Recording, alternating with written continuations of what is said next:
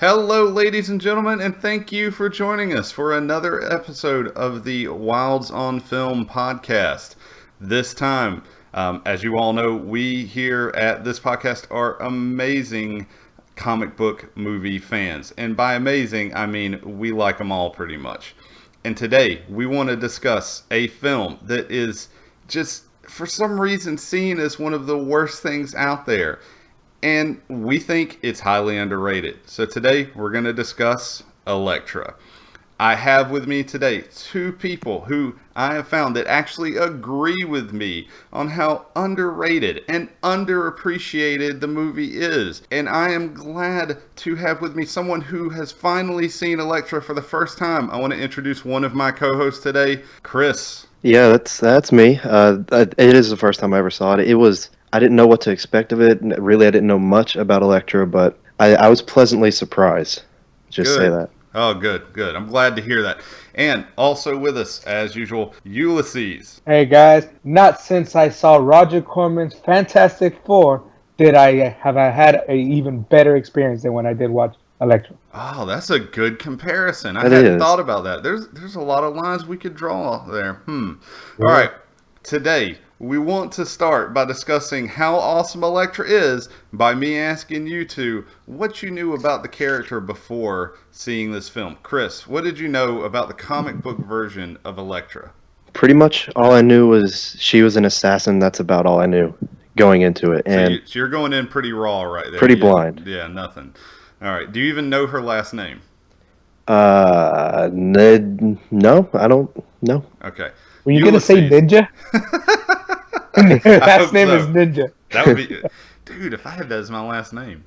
All right, Ulysses. Tell me what you know about the character of Elektra before seeing this movie. I know that she was romantically involved with Daredevil Okay. All right, and and that she wears red. she wears red. I hope you also realized in the comic books that she used size because she used those a lot in the comic. Yeah, that's why I thought she wore red because Yeah, Raphael. because she's Raphael, right? Mhm. Yeah. All right. So I have a kind of a question, and I guess this is something that's going to come up as we discuss how quote unquote awesome this film is. Have both you seen Daredevil? Yes. Bits and pieces, You've never seen the whole entirety of Daredevil. You don't not know all what you're together. missing. All right. Before, just to clear the air, and I'll get Ulysses' opinion on this since he's probably seen the whole movie. I actually like Daredevil. It's a movie that the good parts, in my opinion, actually outweigh the bad, but it's definitely an incredibly flawed comic book film. Ulysses, what did you think of Daredevil? It was fun. Like there's a lot. There's almost like equal parts good and bad. So it's like it's right in the middle. It's not a great film. It's not an awesome film, but it definitely is a film. I'll say this: the costume is very underrated. That's actually a very very good costume. I actually dug it. I Like agree it's with you. one of Yeah. it's one of the better costumes brought to the from like comic book straight to the TV. And my biggest beef is like I love the Kingpin and I love Michael Clark Duncan. Don't get me wrong, I love that man. hmm But Mhm. I thought they should have gotten someone better. But for the most part, the movie was pretty good. I did like uh, what's the guy's name who played I forgot what's his name, but he's like Marvel's version of the Joker. What's his name? It was played by Bullseye. Colin Farrell. Yeah, he I liked it. It was pretty good. Okay, good. All right, well, so the reason we're talking about Daredevil, of course, is because Jennifer Garner played Elektra in the Daredevil movie, and she reprises her role for the sequel. Elektra came out in 2005 and was about 97 minutes of your life. So we're going to discuss those 97 minutes, and we're going to see how they stacked up and if you felt you should have just went back and watched Daredevil again. I want to start with Chris. Well, I'm sorry. Before we start with Chris, I do want to say that if you don't know much about Elektra and you want a good comic book version of Elektra, she was brought in during the Frank Miller run on Daredevil. One of the best, in most people's opinions, runs on Daredevil was stuff that Frank Miller did. I know he's kind of a crazy guy now, but you should really check out his run, especially the Man Without Fear storyline. Some really good Elektra stuff. So with that in mind, let's see how this kind of translated on film. Chris, give me your general first impressions of Elektra. Okay, you said it was 97 minutes, right? Yes, That's 97 minutes of my life I'm not getting back. that's true. I that that was possibly one of the most wooden films I've ever seen. Okay. The lead actress, what was her name? Jennifer Garner. Jennifer Garner. She managed to portray less emotion than Roman Reigns does, which is I have no idea how. And then it just seemed overall just, you know what? It had potential. Let's just put it that way. Okay, Ulysses, give me your first impressions. Just, when you started watching the film, what did you initially think? All right, I won't give you my first impressions of recently. I'll give you my first impressions of watching that movie, just period. Like I'm talking back in 2005, 2006 Okay, all right. When I first saw it. Unlike others, I actually did kind of like her role in Daredevil. I thought it was dumb, but I did kind of like it. If Yeah. that makes any sense whatsoever. No, sure. Yeah, and when I heard that they were giving her own movie, two things came to mind. One, I had high hopes for this one because I thought this was probably one of the better female leading comic book heroes that could do well because at the time we were very much lacking at female comic book heroes. And then two, I don't know, I don't really remember, Steven, you could probably speak to this more than I can, but I don't really remember the the like the outroar of when people heard Jennifer Garner as Elektra. It's not like recently, like when Ben Affleck was casted as Batman, you just saw a shitstorm that was like ridiculous. I don't really remember that being the case. Maybe you could answer that, Steven. I do remember there being a little bit of people wondering if she could do the role, but honestly, there wasn't nearly the backlash that you get, nowadays from a lot of stuff. Honestly, too, I've heard that, it's, funny enough, some of the other women who tried out for the role of Elektra, apparently she was the biggest name at the time that tried out. The woman who played Typhoid Mary in the Elektra film actually originally auditioned to play Elektra in the Daredevil film. I thought that was kind of interesting. Interesting. But yeah, but like I remember Jennifer Gardner from Alias, and I thought, all right, she's kind of an ass kicker in that show, so maybe she could took that to the big screen, and let's just say she did her best. Yes. And some scenes she did okay, and then some scenes that just went over like a wet fart in church. Are you like slapping your leg over there? Or Yeah, something? what are you doing? Oh no, I was clapping. Sorry. Okay, all right. I was like accentuating my points. Interesting. You brought up something that was kind of funny. One of the biggest debates I actually remember at the time when Daredevil came out was a lot of people debating whether or not Jennifer Garner was actually hot. Was she attractive or not? And so let me get a simple answer. Chris, is Jennifer Garner hot in this movie? For the most part, I'm Okay. not a big fan of bangs, but other than that, Does the it's red fine. leather work for you? No. Okay. Ulysses, your opinion. Yes, and red leather, yes. Okay, I was concerned because for those who may not know, Ulysses used to have a reputation for being the hater of everything No, beautiful. he still has that reputation.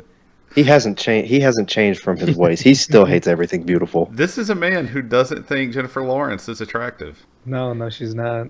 Before we get on two-star sidetrack, though, okay. Now that I have some first impressions from you guys, I want to kind of break the movie down a little bit.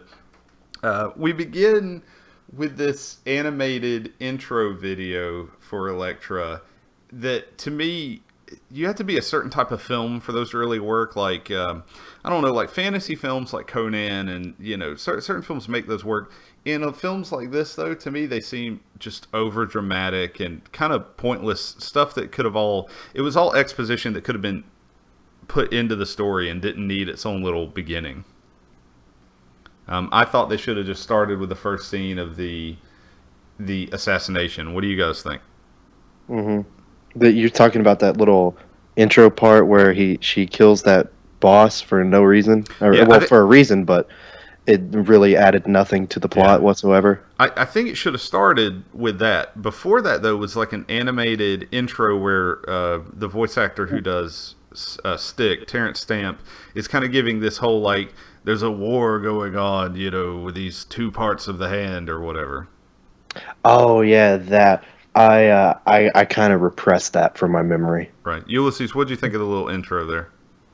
I thought the art was interesting. The art style was okay. Yeah, the art wasn't bad. You're right. It was not bad. Sadly, the backstory, the quote unquote backstory, was fucking dumb. Yeah. And like, it's the dumbest thing I've ever heard. Period.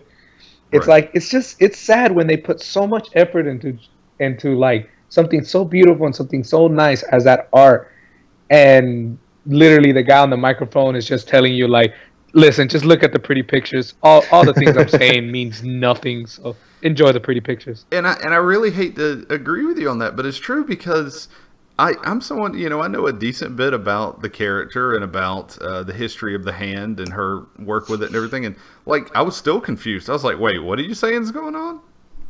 Yeah, it's hands down one of the more pointless opening sequences Right. in cinema. Like, it's dumb. And we went from one pointless opening sequence to another, which Chris alluded to. And just to give you an idea of how pointless this might have actually been, it was almost cut from the film, according to the director. Why was it not? I think they were trying to show how badass Elektra could be. So you have her pretty stealthily taking out some hired security, and you have this guy telling a story about how Elektra has pretty much pursued him in like 3 or 4 different places, and every time she lets him run, and I guess this time because he tried to pull a gun on her, she finally decides to Stab a couch. You know, I get I get what he was saying. She was building the mythos, and she wanted the guy to know fear or whatever. Okay, but that seems like a lot of effort just to do that when you could have just stabbed the guy. Yeah. Yeah, like when he was saying that, like, oh, I escaped her 3 times. Granted, I don't know much about Elektra, but I do know she's a badass assassin. Mm-hmm. Why would she just go like, I got you right dead in my tracks, but I want you to see this, and I want you to spread the rumor out, and I'll get you next time? Like, no, just kill the man. You're an assassin. You're supposed to kill people. I'd understand if she was paid by the hour, but they make it seem like she gets like a flat All the money fee, up front. you know, for each contract. Also, I really want to say that there's a part of me that wanted an alternate version of this movie where that guy, she just keeps letting him go, and he keeps popping back up like halfway through the movie and then at the end. And it turns out that she doesn't even really have a contract for him. She's just being a dick to that guy because he's an asshole. And this is like her way of having fun. That's how she de-stresses. I'm disappointed. I thought you said she was gonna go to an alternate universe and like fight the birds of prey or something. That would have been funny too, but okay. The movie really kind of feels disjointed in the beginning. It makes a little bit more sense towards the end, if that's even possible. But it goes into one of my favorite parts of the movie, which is where we see Shang Tsung running the hand. Now, for those who don't know, Mortal Kombat may be like my favorite movie ever. Just don't think about that too long. There are reasons. However, I'm gonna mess this brother's soul. Yeah, so awesome. I'm gonna mess this guy's name up, but it's Cary Hiroyuki Tagawa is the actor who plays that. He's still acting. He's old as hell, and he's still intimidating. He still scares me because he's Shang Tsung. But in this movie, he's running the hand, and of course, we see a scene where the hand wants something, and they want it before this other group can get it, and so they give it to the really fraidy cat looking guy who says he can be, what did he say? He could be stealthy and subtle. Yes, he said he could be subtle. So, I don't know. And then we jump back to Elektra, and she's cleaning the floors to remove her DNA, from the places. Now, this is something I do want to talk about. I have a new appreciation for little things that I didn't notice. I saw this movie in 2005 when it came out, and it was so bad that I have not watched it again until this past week. So I haven't had a lot of chance to like rewatch it and pick up on little things, but it's addressed later in the movie how OCD she is, Mm-hmm. which OCD for an assassin might not be a bad thing, right? Yeah, it would make sense. Like they need to make sure everything is precise and perfect Right. before they Yeah. do the job at hand. Throughout this movie, you see her meticulously training. You see her. I like how the OCD where she's adjusting all of her toothpaste and toothbrush and all of her supplies. The counting she does, when she's walking, she does the counting and cleaning up the DNA. Like, you can tell this is a woman who is good at her job, and she keeps training, and she has to have everything a certain way. And I kind of like that. It gave her probably the most characterization in the whole movie was in those few moments. Okay, see, I agree with you, but I have a slight issue with that. Okay. Granted, I do agree with you. It's interesting. It's a good little thing.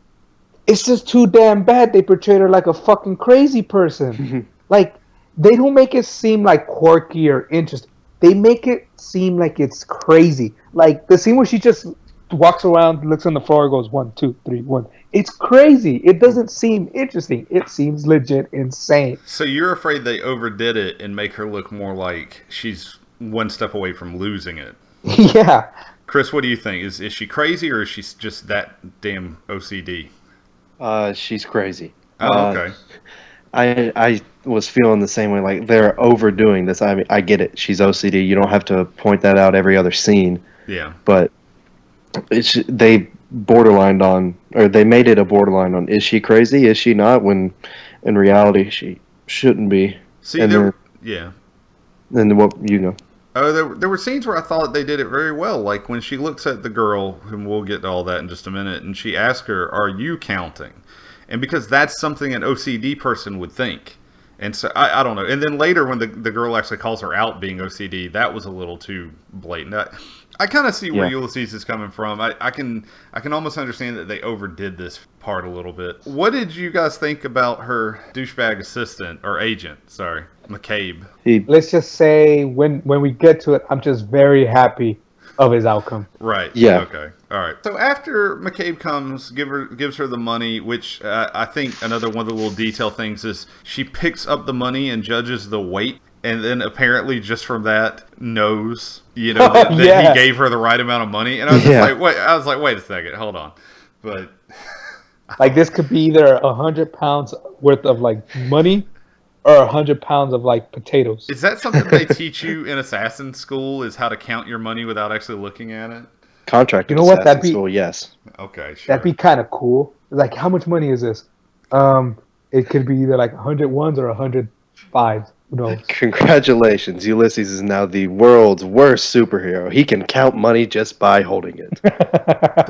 He would find a job where that would be useful, like working at a bank or something. He'd be the most efficient person. Anyway, we're getting off subject. So after the whole job thing and all that, she's offered another contract, and she almost doesn't take it because she says she's tired and worn out, which I'm sure, after we just mentioned that she tailed that guy from multiple countries and kept screwing with him. Sure, I can see that. All right. But then we have this odd flashback to her swimming.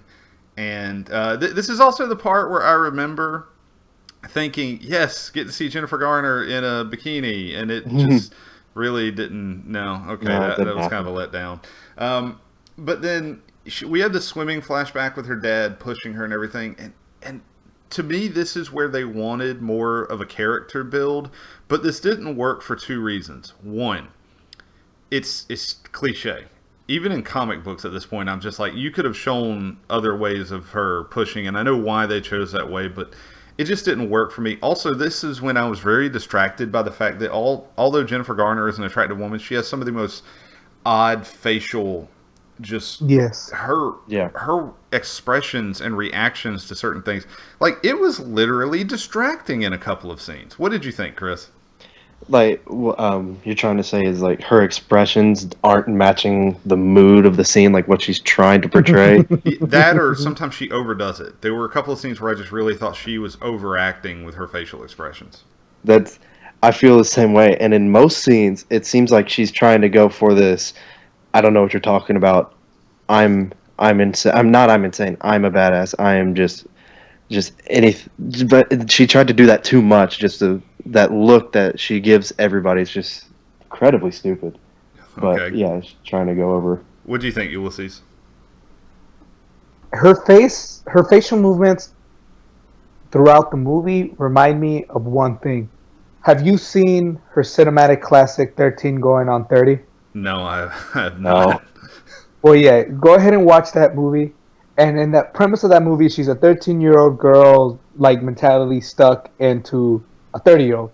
But she's like portraying a 13-year-old as a 30-year-old, obviously, right? Sure. So she has the face of like, what the hell am I doing? Like, I'm so confused. That was her movie. Her face throughout the whole movie is, what the hell am I doing? What the hell am I doing? And it's like, she looked confused 95% of the time in this movie. What do I do? What do I do? What do I do? What do I do? Yeah, her three faces in this movie were either attempting to be badass, Yeah. kissing, or what the hell am I doing here? That's all she did in this movie. Yeah. All right. So Would. speaking, I'm not going to watch the movie that you just recommended, but speaking of 13 going on 30, so Jennifer Garner has these scenes come up with this young girl, and did they ever say how young the girl was? They did. It was on the. It was on the when they showed the files. Yeah, the files. Here. I think she said it's like 13 or 14. Right. I was thinking it was around that age. So these scenes between Garner and this young girl are some of the most awkward scenes I've ever seen. Like, these two almost look like they weren't even shot. They weren't on set at the same time. Like, the scenes were shot with them at separate times. Like a blue screen effect. There's something. The first scene is where Jennifer Garner catches the young girl in her house, and she stole a necklace, I believe. And Garner, of course, shows off by throwing a box cutter and nailing the girl to the sleeve to the wall, which I was like, okay, excessive. Yeah, but then she says something to the girl after the police are mentioned. It's something like, in some parts of the world, they just cut off your hand. And I was just like, why would you say that to someone you just... like, I know what you're trying to... Am I wrong? But these scenes between these two felt just awkward. What did you think, Chris? Yeah, it's pretty much... Awkward is a great word to describe it. It's just like, these two, they may know how to act separately, but when they come together, just something happens to where they both forget how to act when they talk to each other. Yeah. Ulysses? Look, Steven, some neighbors give brownies to their new neighbors. Some neighbors threaten their lives. Come on. It's basic courtesy here. They are on some weird island, so maybe you're right. Maybe it's a cultural thing. Yeah. Yeah, exactly. I kind of wondered that. Isn't it supposed to be a desolate island? What are these other two people doing here? I don't think they said it was desolate. I think they just said, it was really small, but... Quick question. What island were they on? Did they ever say that? Not important. No. I actually was trying to pay attention and listen to see if they ever said... Because I had that same thought. I was like, even like really small... Some of these like fishing islands and stuff like that, they have like a school and a, post office and stuff. I don't know. I gave up trying to figure that out. Yeah. I do have a question, though. Go ahead. Oh, yeah. Just when it comes to the girl, at least, am I wrong to say that I actually kind of liked her? Like, as child actresses go, she wasn't awful. Like, I've seen far worse. Wrestle Madness. So much worse. She wasn't horrible, in my opinion, but I think, kind of like Chris just said, and I'll give him props on that, it just felt like individually they both would have been fine, but together they just couldn't find a chemistry. So it made her seem worse, but there are scenes where she does fine in the movie. Mm-hmm.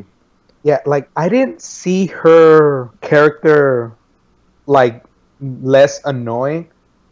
I found her character more pointless than anything. And she was mildly smug throughout most of it. Oh, yeah, she was... Man, like smug. She was sarcastic and a little bit smug for sure.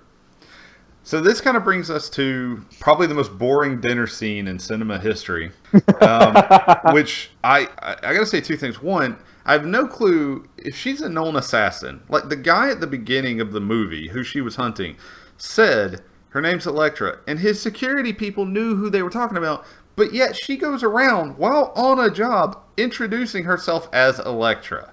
Does this make any sense to anyone? It could be like the criminal world knows who Elektra is. Like you're gonna tell me some random dude living in like I don't know fucking Cleveland, Ohio is gonna know who Elektra is? It's like no, but people like the Kingpin would. Right, but sure, doesn't this just seem like an extra risk? Like, why not just when it's like, what's your name? Jane fucking Doe. I don't care. Just don't use Elektra. You know? It's like Superman coming up. Hello, my name is Clark Kent, and I am also Superman at the same time. All right, continue on. Well, Okay, maybe not quite that bad. Maybe her mindset is like maybe if I say Elektra, the criminal world will go like, "There's no fucking way she's gonna willingly say her name." She's not that stupid.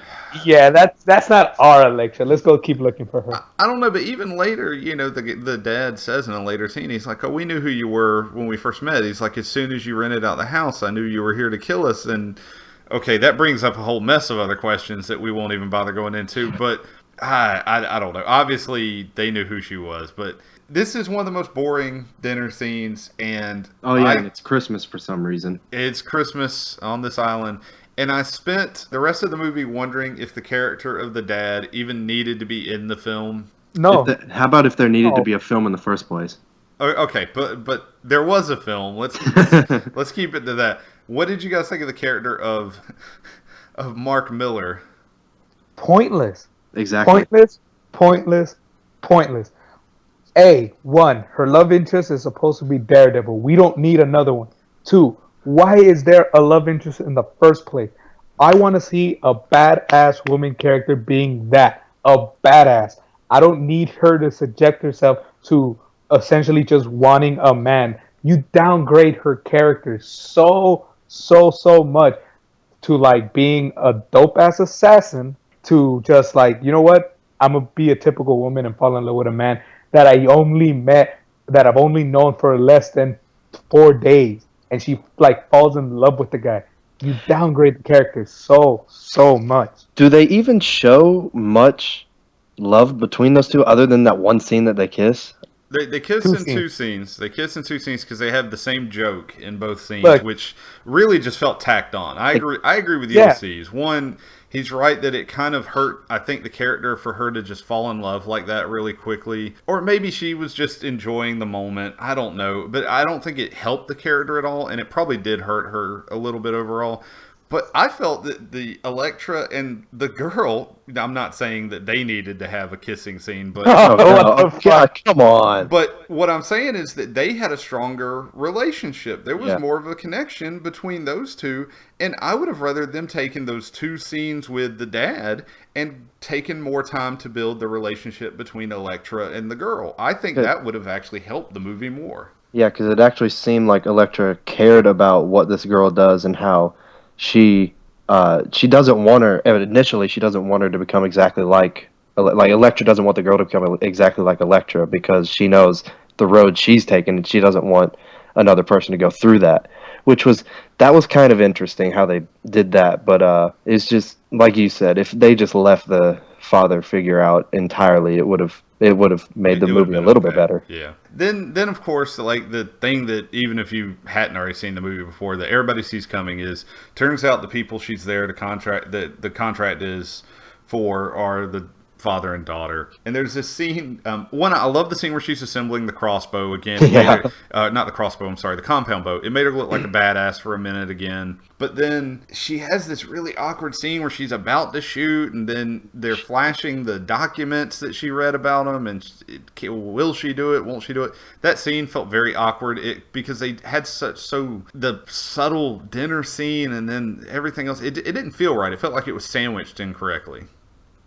And it's it's like she had a little bit of a communication with those two beforehand, and then she realizes she's supposed to kill them, and she barely knows the people. If she's a contracted killer, I don't see how she doesn't, well, in this case it wouldn't apply, but pull the trigger, just do it, and get your money and walk away. And this is me probably just being heartless, but still. No, this is why you don't have dinner with people. You're exactly right.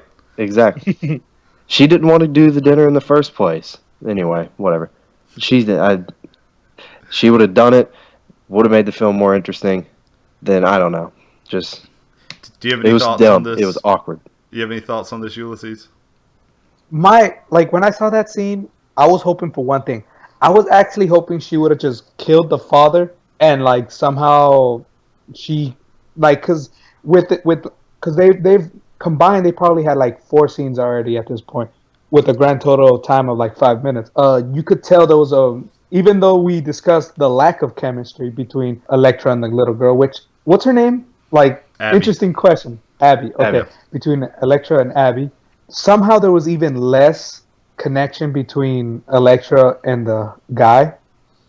So I was kind of hoping she would have killed the guy and somehow felt too bad not to kill the girl, and then somehow that's how she becomes like her sidekick or whatever. She takes her under her wing. That would have made that movie a lot more interesting. I'll give you that. Yeah. We deal with one less pointless character, which this movie, if we would have removed the pointless characters in this movie, the only character left standing would be like the blind man and Abby. Even Elektra would be taken out. Yeah. Yeah. Especially the goons, who we'll get to later, but still. Right. Okay. This is also a good point to, I think, point out that a lot of the cinematography for the island and some of the fight sequences later isn't bad, but a lot of it felt like it didn't fit the movie that they were trying to do. There are scenes.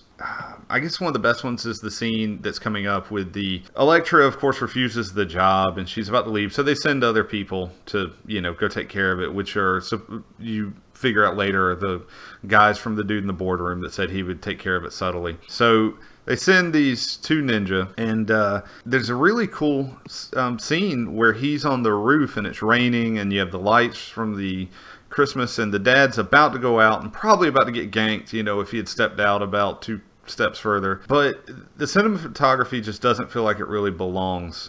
Is that kind of the same impression you guys got? That really didn't stick out to me as much. I'll be honest. I just kind of saw the movie. Okay. The only thing I remember, the only thing that really stuck to me from that scene was remembering, why is the left half of the set not raining, but the right half of the set is? Oh, okay. See, I didn't even notice that. That was the first thing I noticed. I heard rain, didn't see rain, looked on the right side of the screen. Oh, there's all the rain over there. Left side, it's not there. And I got to go back to see that. Yeah. So we have the ninjas attack. There are 2 kind of interesting things in this scene. One is when the ninja dies, he turns into a green puff of smoke and a bright light. Now, I know why they did this, because in the comics, the hand, they all have mystical ninja magic stuff. I just think they didn't need that. I thought it was just, I don't know. I think they were like, oh, we've got a little bit of a budget. Let's just overdo this part. Okay.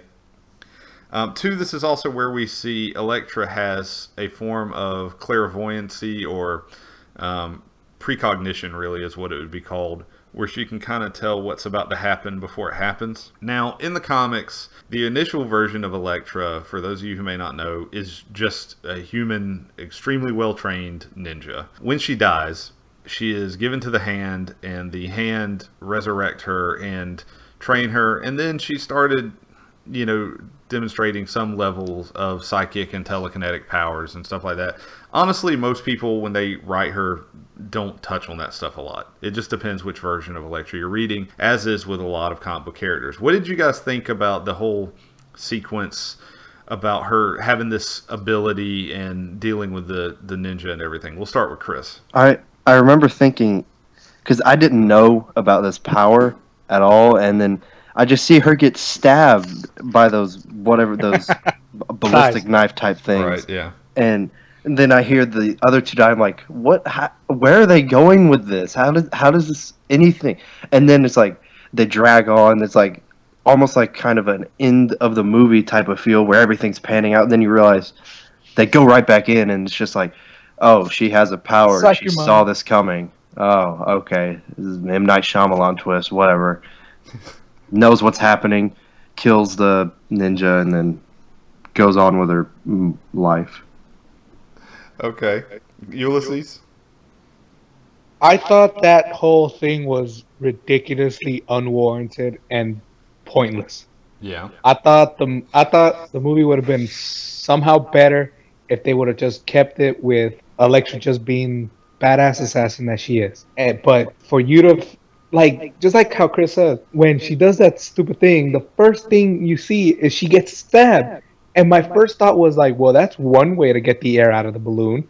I'm like, we're supposed to believe that Elektra's badass, yet a run of the mill ninja just kills her. That's like if one of the putties were to the first Power Ranger. It makes no sense whatsoever, but somehow that happened. Why does that happen? And also, one thing I remember, they only show that she has that power like 2 or 3 other times in the movie, and it's like not even a big plot point to even add that in there. Yeah, she uses it about 3 or 4 times in the movie, and it feels like it didn't need to be there. I will argue one thing with you, Ulysses. I like the idea that because Elektra doesn't really have powers, she's just a well-trained individual, that if she messes up, there's a really good issue of Batman where he actually said, somebody asked him, how does he think he'll die? He's like, most likely I'll just slow down enough where some random thug with a knife will catch me off guard, and that'll be it. And I like this idea that, a normal person could do it. Plus, I hate movies where the main character doesn't seem vulnerable at all. Like, if you watch any of the Riddick films, one of my biggest problems with Riddick is he seems too perfect. He never messes up. No one's ever really a threat to Riddick. You know he's going to make it, right? And that's kind of the nature of films in a lot of ways. But with Elektra, I will say I like the idea that it did show that, like, hey, if she's not careful, if she's not as good as she is, she could get killed. You see, that would make sense if she was old and decrepit. She is in her peak physical form. Don't sell me on some random dude's gonna kill her. All right. Okay. Go ahead. It's like a Goomba killing Mario. That doesn't happen. How many people have died to Goombas in Mario? A lot. Yeah. You have to be pretty bad to do that. You just wait to some of those later The stages, first Goomba. son. Let me say that. Okay. All right. I will agree with that. If you die at the first Goomba. Okay. So then we move on in the movie. Elektra has managed to thwart that set of assassins, and we go back to the office where Shang Tsung's hanging out, being in control of the hand. Word comes down that the man that he gave the task to the first time, his ninja have failed, and therefore his kid, who we now realize is the main bad guy of the film, comes in, puts a knife on the table, and home dude goes into a room, I guess, to off himself. Good on him for not being a bitch about it. But this is just one of those awkward scenes. So Shang Tsung says, "I'll give you this task, and if you succeed, you'll be proving that you're worthy to take over the hand, and I'll step down." Yeah, gasp, I know. So what was really funny about this to me is, so they walk out, but Typhoid Mary sticks around for a second and infects one of the random board members. Wait, is that just to prove that these guys are all assholes? I know why they did it, because somebody, the guy before he goes to kill himself, calls the main bad guy's group abominations. I don't even remember the main bad guy's name. Does anybody? No. It's very two-dimensional sword Do they guy. even state it? I'm sure at some point they did. White cloth man. Sure, yeah, guy in white cloth. But it just seemed like, wait, why did you infect that perfectly good hand board member? Like, what? Why would you do that? Because why not? Damn it. They needed him. Why did you do that?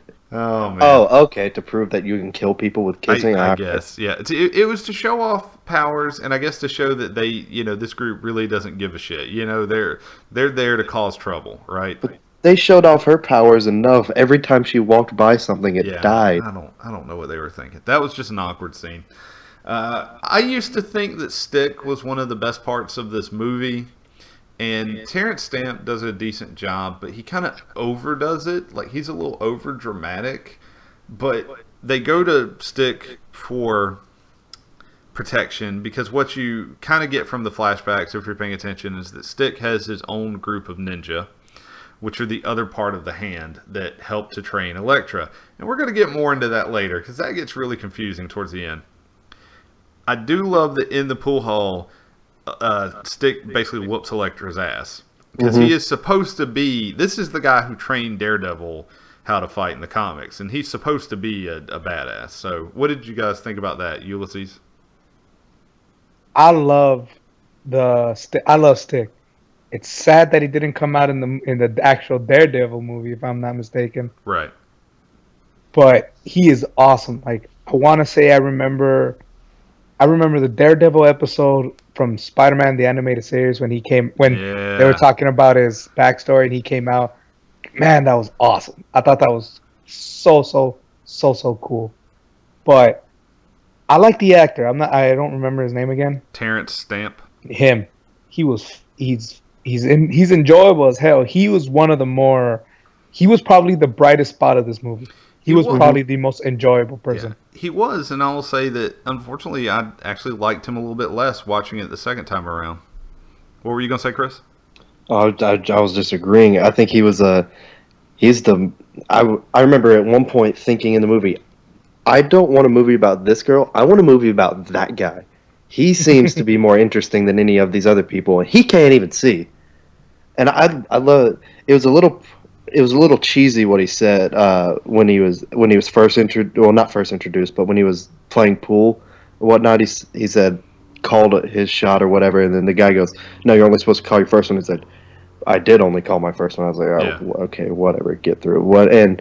But him just absolutely destroying her when she tries to charge him was I thought that was okay.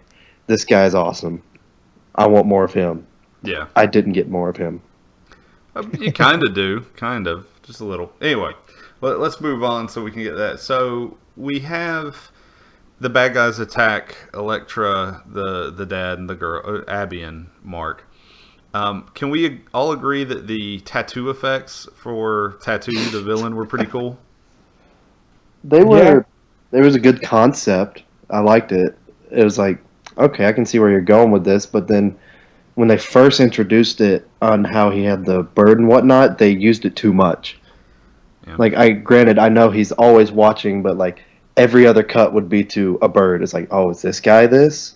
Is this a regular bird or whatnot? And it's just, I think they used that too much. It was a cool effect though. Let me ask you guys. Yeah, let me ask you guys, since I'm usually really bad because of my vision at judging CGI. How was the CGI for this movie for it being 2005? Poor. It was. Yeah. It was right before the comic book movies. Like they were nailing it, but this was part of like the rough transition. Yeah. I will say when it's transferring from his chest to like an actual thing, that's pretty bad.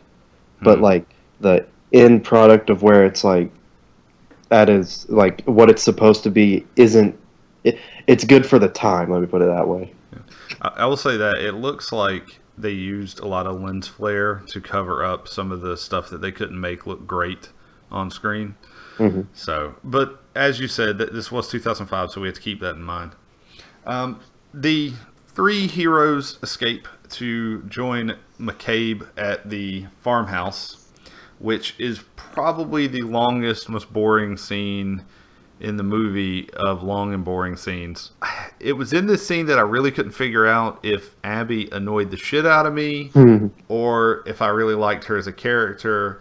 And it's really creepy because they both have this moment where they connect, but they both start laughing at the same time. Yeah. And Jennifer Garner kind of has this weird look on her face when she laughs, and I thought like this was the beginning of a horror movie. I just didn't realize I was watching. Ulysses, what did you think about the whole farmhouse scene? Are you talking about the scene where they where she's like trying to get her to like meditate and whatever, and then she like jump scares her? Yes. That was awkward. Oh God, it was funny because when they were laughing, I was laughing because I was like, wow, like where this are they was going bad. With this? Yeah. Awkward seems to be the word for this movie. Yeah. But yeah, well, like it was just funny just to see them. That scene was, I guess, for the sake of like character development, it was necessary. But removing that and just thinking like only on like as it works for a movie, just in the sense of the movie, that scene was bad because she yells at him, they start laughing, and they both kind of, and it's funny because they both kind of do the laugh where it's like, why are you laughing? I don't know, I'm laughing because you're laughing. Should we stop laughing? No, let's continue laughing. We're under all this stress from people trying to hunt us down and kill us. Now it seems like a good time to laugh. Yeah. It's bad. It's so bad. Okay, so now to Chris's favorite part. Of course, the bad guys find them there. They run through the vineyard, and McCabe sacrifices himself, which kind of seemed like he didn't need to. He could have just ran with them. I guess he did kind of slow them down with the whole scene with them getting information out of them, but I don't know. That was really weird. And then probably one of the coolest parts of the film is his just decapitation. Yeah, that's when I marked out. That's when I got happy. Yeah. I was actually, yeah, I was kind of confused or it was dumb. Let me put it that way. When he shot through the door just to see that the guy is invincible and just shrugs Yeah. it off. Bob Sapp. Yeah. I will say I have a note here that states, why are these two kissing, which was right before that, but we kind of already discussed that it just felt awkward and didn't work. The other thing I want to say is that these are the scenes where the evil crew, Typhoid Mary and Tattoo and all them, they kind of get to show off a little bit, and I think that each of these guys could have been a lot cooler had they been given a little bit more time. But something that we're going to discuss in a little bit here, most of these bad guys did not have much time on screen for them to really work with them. The whole end sequence really comes kind of quick. But before we get to that, there's this fight in the woods involving Tattoo and the guy that you just referenced, that he gets shot. I actually don't remember his name either. It's not important. The important part is this guy has a giant club, right? And I noticed something. He throws the club at Elektra and shatters the tree that she's on, right? Mm-hmm. Yes. But in the very next scene, he tries to hit Abby with the club.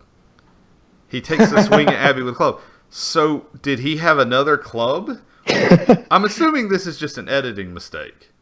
I guess it's like Thor's hammer, maybe. But It just returns to him. But they didn't even show that. Shattered. It doesn't matter because the tree that he cut down falls on the idiot. That was dumb. It just, like I said, it was like, hey, here's this character. Oh, never mind, he's dead. Yeah, Yeah. Oh, here's this We'll guy. get it. He's gonna this is what I was expecting when I saw the big guy. I'm like, oh, he's gonna be he's gonna be their biggest obstacle before the main bad guy, and then he's like, oh, he's gone. Yeah, nope, that's not happening. Nope, What were you see saying, ya. Ulysses? No, this movie had a very Spider-Man 3 feel to it, where it's you introduce 101 characters but only have a time for 3. Here's a character. There they go. Yeah. And then we find out, this is where Stick shows back up with all his guys that are dressed in the same colors and coming down from the trees. We find out that Abby, or as I have Homegirl in my notes, apparently also like that. has her Looks own like- ninja skills. She's the prize they've been looking for She's the the entire treasure. time. She's the treasure. And instead of letting the bad guys have it, the good guys wanted her dead. That seems like a reverse of what should happen. Okay, so because we're about to get into the last long stretch boring scene of the movie, and this is where they take the girl and they take her dad and Elektra back to Stick's camp, which they showed in the flashback earlier when Elektra got kicked out of the camp. The way that it sounds when Stick and Elektra speak is that Stick kicked her out of the camp, knew she was going to come off and become an assassin. Apparently McCabe worked for Stick, giving her assignments, and then they did this because he knew that she wouldn't have the heart to go through with it. He even says some line like, sometimes to find the purity in your heart, you have to be tested or something. I don't remember. Mm-hmm. It was mystical BS, right? So let me get this straight. So Stick just has been fucking with her for the past how many ever years that she's been gone, having her out killing people that I guess he decided needed to die. I was just like, wait, what? Did anybody else get that? Ulysses, what did you think of that? When I saw that, the only thing that came to my mind was the movie Wanted, where there was one guy purposely messing with stuff just so he could get whatever he thought was just. Right. But Morgan And- Freeman was a little bit cooler than this, but go ahead. Yeah, I can't debate you on that one. But yeah, it was weird that the scene where she just kicks him out and she's like, and he goes like, "Oh, I always knew your heart was pure and just," or whatever. What happened to my badass assassin lady? I don't care that she has a heart of gold. I want my badass assassin. Is All that right. like is no one else really complaining about that? Like, I'm gonna watch this movie about assassins. Hey, look, unicorns and butterflies. No, I want stabby, murder, death. Okay, well, we are going to talk about that a little bit more. Chris, did you have any thoughts on this last scene where it leads up to obviously Elektra makes the deal to go fight the bad guys on her own for the girl? Did you have any thoughts on all that? See, this is the moment that I can remember I started fading in and out of consciousness because I just started to just The be alcohol done. setting. Yeah, I started just be You done mean with it this was his movie. bedtime? You know he Yeah, goes early. but it's if I all I remember from that is her being white and from switching to what am I doing to what have you done, what are you doing, like she just looked like she didn't understand what was going on, and just like you said, just a bunch of mystical explanation, that bunch of words that when strung together sound cool but really don't make sense, and that's all I remember from just an inane rambling Right. pretty much. And I want to talk about the next revelation in this movie. So Elektra agrees to go fight these guys back at her childhood home, which we've seen in the flashbacks. And something that we didn't really cover was that Elektra's mother was killed when she was very young. And Elektra sees this demonic looking thing by the window. However, for some random reason, just now when she's facing down against Dude in White, he even says to her like, "Now it'll be clear to you," or something like that, and she remembers that it was actually him who killed her mother.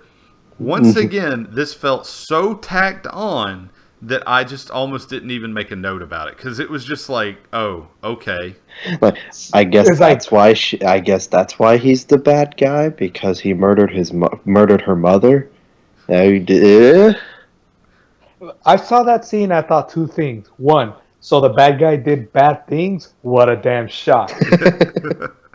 And then two was that was a waste of a really awesomely designed demon devil thing. It looked cool. It's just sad that it came out on this movie. Yeah, I agree, and it's also a waste because that does seem like had that story been nurtured more, maybe a little less kissing scene, a little more talking about her childhood and figuring out who this demonic thing was or something, that reveal might have actually worked. Whereas in the version of the film that we get, it just no one cares. Yeah. Yeah. And again, I must refer. Why am I watching scenes with a demon when a badass assassin lady is not being a badass assassin? It's because they're trying. I guess what they were trying to go for is the troubled backstory type thing that you see in every assassin thing, and they failed at it miserably. Yeah. God. Um, the fight scene starts. There's a bunch of fun with sheets. It looks like a Michael Jackson video with all the sheets flying around in the mansion. That was my favorite scene. Wait, I can see that. Yeah. I felt the same way that she did. What is going on? What is going on? Where is everything? I guess that's what they were trying to go for, but it just confused me more. Like, when you're watching a movie, you're supposed to have this kind of dramatic irony type of thing where you know what's going on, but the main character doesn't know what's going on. And I got the feeling that the main character knew more about what was going on than I did Right. half the time. No, I love that scene for one reason, and that reason being that, like, if you watch this whole movie, the one obstacle that gave Elektra the most trouble was floating white sheets. That's true. That was You're the not best wrong. protagonist. Like, that's the biggest antagonist in this movie. That's the biggest. Floating white sheets. I agree. And then, of course, as you would expect, anybody who's seen a film before, you know that Abby is going to show up to try to help Elektra because although Elektra has been a bitch to her through most of the movie, she still admires her. Power of friendship. Because she's still the main character. Yeah. And then there's this weird part where the main dude kicks Elektra, but Abby also goes flying. I don't know. I got so confused at one point during this fight. And then the fight kind of spills outside. And within 10 minutes, Elektra kills Tattoo, drops the main dude down a well, and then performs the most epic psi throw in history through a garden maze, through all the shrubs to kill Typhoid Mary after Typhoid Mary has infected Abby. Wait a minute. Yeah. I just realized this. Did she have two sides at the end? Yes, and I know what you're thinking. One of them broke. She broke the other, and they never explained what happened to the other one. When they're in Styx Village, she has a wrap in front of her that has all these weapons on it, and she holds up two sides. Oh, so she just gets another one? Yeah. I mean, what makes sense? She's at a village full of people training, to be assassins. I'm sure Doesn't they have extra earlier sides. in the film, swat Abby's hand away, saying, "No, those are special to me." So she broke one of her special sides, and instead of maybe trying to fix the one that's special to her, she's like, "Nah, I'll get another one." Look, sometimes you can't be Chris, picky about your tools for killing. Don't argue against the MacGuffin. Don't argue. Look, this movie has a lot of things you can argue. If that's the biggest hang-up you've got, we're going to be here a long time. Okay, that's the one I just realized. Yeah. All right, but so this whole end sequence just goes by so fast and makes all of these films. Ulysses has been saying this whole time he wanted to see Elektra be badass. Well, you know what? This is the 10 minutes that does it, because she takes out these people like they are nothing. Yeah, see, it just sucks that I had to watch up to like 80 to 70 minutes of just nothing filler to get my 5 to 10 minutes of my badass assassin lady be a badass assassin. I also have this kind of strange thing with, so correct me if I'm wrong, after Typhoid Mary's dead, from the side throw actually reminds me of what is it called, Modern Warfare 2, where you pull the knife out of yourself and you throw it at the Lance Henriksen's general. Yeah. Anyway. One of the probably the only Call of Duty game I actually played the entire story of. But after that, she picks up Abby, who's been infected by Typhoid Mary. She takes her back into the house.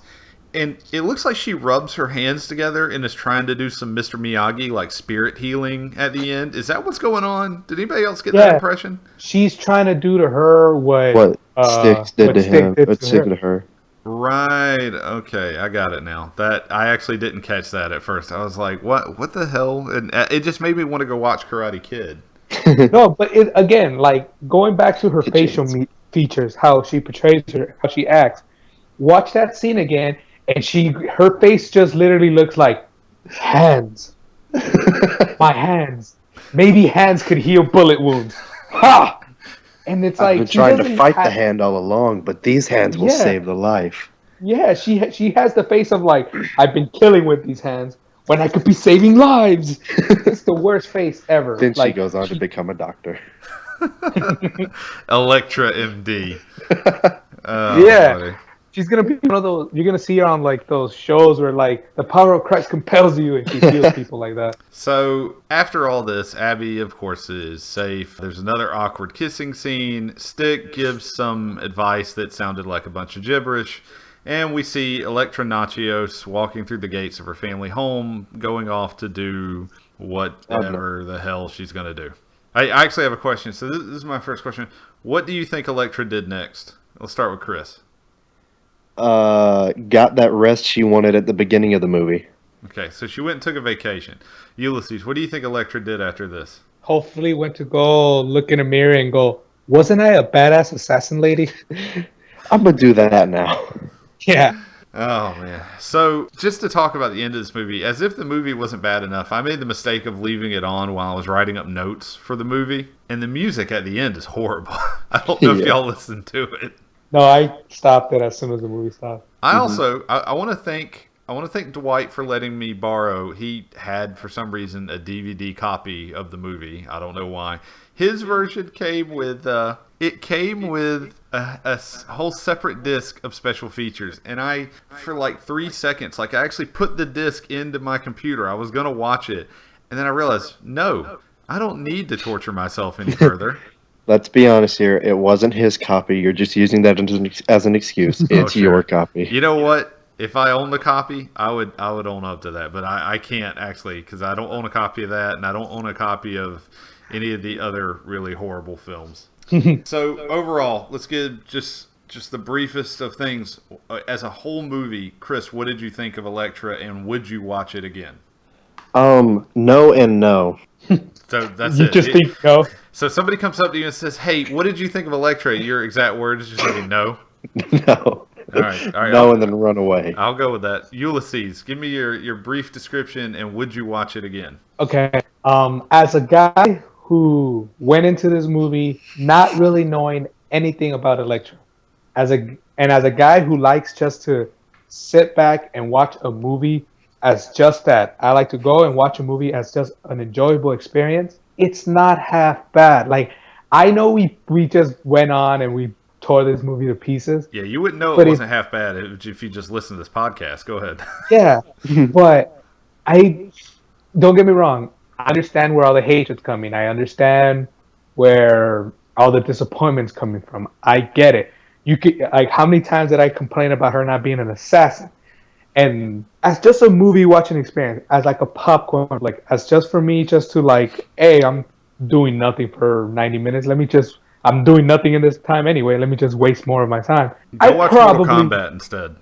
Oh, definitely. But I see myself watching this probably once, two more times before I'm all said and done. But it's not that bad. Like it does deserve a lot of its critics, but I don't think this movie's as awful as everyone on the internet says it is. Okay, honestly, my honest description of it is, like all jokes aside, I didn't like it at all. I just the big opening 30 minutes of it, my general thought was, what is going on? There's no plot whatsoever going on, and that just left a sour taste in my mouth throughout the rest of the movie, and I couldn't get over the fact that I couldn't get into the character. I didn't feel for Elektra whatsoever. Like, I just felt like I don't relate to her at all in any aspect whatsoever, nor do I relate to any of the other these characters, except maybe Styx because he's blind, and I just didn't know what was going on half the time during this movie. And Yeah. Oh, continue. and as it went on, it just felt like it was trying, and like I said at the beginning of this, it had potential. Let's just put it that way. Yeah, and like my closing thoughts about this movie is like it's sad because it didn't do the few things that this movie should have done. It's like Better actors. it didn't pique my interest in the character because like I said, I went into this movie not knowing anything about Elektra. I left this movie going, I care not about this character. Like, I don't care to look about anything about this character, which is sad because that's not how I should be reacting. Yeah, especially with a comic book movie. I agree with you. Yeah, like I should be watching this movie and like running to my nearest comic book store to see if they have that comic you related to. But now after watching that movie, my mindset is like, I could take it or leave it. It's like I don't really care much about this character. Like to like compare it to like Guardians of the Galaxy. Why are you even doing that? No, just let hear me out. I knew nothing about Guardians of the Galaxy. I cared nothing about this movie. After watching this movie, I want to be their number one fan. I want to pick up every one of the comic books because that movie did a really good job in getting me invested in those characters. This movie did not do that. This movie did not make me care about Elektra, which sucked because I'm a big Marvel fan, and I just do not care to look forward, like to go into like her backstory or like more interesting things about her. Although I completely understand your point you just made, I feel like you broke some intergalactic law by comparing Elektra to Guardians of the Galaxy. But in a positive way, though. Like Sure. I put over Guardians, and I know, but still, it's like it's tainted, and I need to go wash my copy of Guardians of the Galaxy now. Kind of like Chris said, I'm sorry, I don't know if I can agree with Ulysses on this one, which is rare. We usually agree a lot about movies, but I don't think I could watch this movie again unless it was for something like this, where I have to review it, and oh man, reading, I'm about to share some facts with you guys about the movie that I thought were interesting, because reading about the production of the movie was way more entertaining than the movie itself. Are you telling me you didn't like White Sheep flying? Yeah, that was one of the better parts. But look, like I said, I couldn't recommend this to anyone. If you haven't seen it, don't bother. All right. So, first of all, most of us know that Ben Affleck actually was in a scene as Daredevil for the movie, but that scene was cut from the final run of the film because they said it didn't feel like it fit and it didn't add anything to the movie. And honestly, if that's the case, I'm kind of glad it was cut, because this movie didn't need another boring, pointless scene. Although I wasn't like we said in the beginning, I didn't hate Ben Affleck's Daredevil. 2, Garner reportedly tried to get out of the movie, and she thought the movie was horribly written. She wasn't wrong, I'll give her that. Yeah. Unfortunately, due to contractual obligations, she did have to finish the movie. And, you know, she apparently was a good sport about it. She did a lot of extra training and stuff for the movie and did some more martial arts training and all that stuff. Great for her. And in the final fight scene with White Robe Dude, who we can't remember the name of, he was using swords, and he is also a martial arts, you know, trained, good with swords and all that. But he apparently not cut her knuckles open once, but did it twice, which is why in one scene you can't see her, I believe it's her right hand, is because they had to put something on her right hand because her knuckles were cut open. So she bled for this movie. And I just honestly think she gave too much, and the movie didn't give back. Also, that's why I'm happy supporting it, knowing that at least she went the extra mile. She did. I can't deny you that she did the extra training. She tried. You know, she was a good sport about being stuck doing the movie, even though she apparently wanted to get out of it. The original version of this movie was rated R. And there were 3 minutes removed from the film, which you can find in the director's cut. Now, if you want to suffer through 100 minutes of life-wasting time, and you know I do. Yeah, there was apparently the 3 minutes that were cut out, not just the Daredevil scene, but there were apparently some more violent deaths in the movie. And that was one of the reasons why it's rated R, and they cut it down a little bit to have it at PG-13. So if you wanted to see Elektra be a little bit more badass and a little bit more brutal, apparently you can go look that up. But I have a feeling, knowing this movie, it was probably just gore for gore's sake. It probably didn't add too much. I would agree with that, but you know, still interesting to note. I would have never guessed this movie was rated R originally. So. Nah. I have a couple of questions we're going to kind of conclude with here today. 1, should Elektra show up in Marvel's new Daredevil series on Netflix? 100%, yes. Sure. Yes. Okay. Sure. So you think if they found the right actress, had the right reasoning, she'd be good? Marvel's on a roll lately. They've been doing great stuff, and they'd probably just find a way to make it good. Yeah, okay. I say yes to counter the argument I had last time. If they could do anything to pique interest in a character, they need to do it. Yeah. And hopefully they could just like wash the taste of my mouth from this movie. Ulysses, how would you make this movie that we just watched better? You're talking about this movie that features a badass assassin lady. Yes. How would you make this movie better? Make my female badass assassin lady a badass assassin lady. All right. That's all you have to do. Just make her awesome and make her an assassin. Like, that's it. That's all we need. Chris, how would you have made Elektra better? Pretty much in the same. Just do what you set out to do, and don't try to overdo everything with, oh, plot point here, plot point there, oh, backstory, tragic backstory, oh, she died, okay. She didn't die, okay. Just no love interest. Go with what you set out to do. All right. Make her an assassin lady. My final question is, what do you think Jennifer Garner is doing right now? Probably hugging Ben Affleck, laughing, going, "Ha, good thing, hopefully, people forget this." Okay, Chris, what do you think Jennifer Garner is doing right now? Nothing. Okay, or she's probably looking at her hand. Hopefully, it could heal people. The reason I bring this up is I recently saw her in some airplane commercials about getting flights on getting seats for airplane flights, and I almost didn't recognize her. I'll be honest, I had to ask somebody who it was. I was like, I know that voice. Oh, it's Jennifer Garner. Okay. I don't know if Jennifer Garner still has a career. I don't know if Elektra killed it or not, but I hope that she has made her peace with Elektra. I kind of hope she didn't, and I kind of hope she just owns up to it. Like, yeah, it was a piece of crap. Oh, I kind of think it's like repressed memories at this point. Just, yeah, that happened. Let's just move on. All right, guys. We want to thank both my co-hosts for being here today. Thank you, Chris. You're welcome. Thank you, Ulysses. Anytime. And part of the reason why we're here talking about Elektra today is because we had a dear friend of ours leave us not long ago. We used to make a lot of fun of him for owning Elektra and Catwoman and both of the Fantastic Four DVDs, and he would try to defend them. So we felt we should try to defend them, but then we realized you can't actually defend Elektra, so... the game block, better known as Michael or Tilly, as I used to call him. Infamous. He was the reason why I think of these movies more fondly now, and also probably the reason why I Google Kim Kardashian.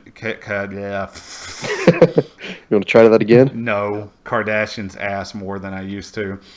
That joke failed. Yeah. And I know Chris and Ulysses feel the same way, either about him or Kim Kardashian's ass. More him than the ass. Yeah. But we wanted to dedicate this to Michael, and we wanted to thank you all for listening to this podcast. If you have any questions, you want to talk to Ulysses about his opinions of badass female assassins, you can find him on Twitter. Where can they find you, Ulysses? At @we_show_. Yeah. And if you want to ask Chris why he didn't go to the movie theater to see this when it came out when he was 6, find him on Twitter also. Where can they find you?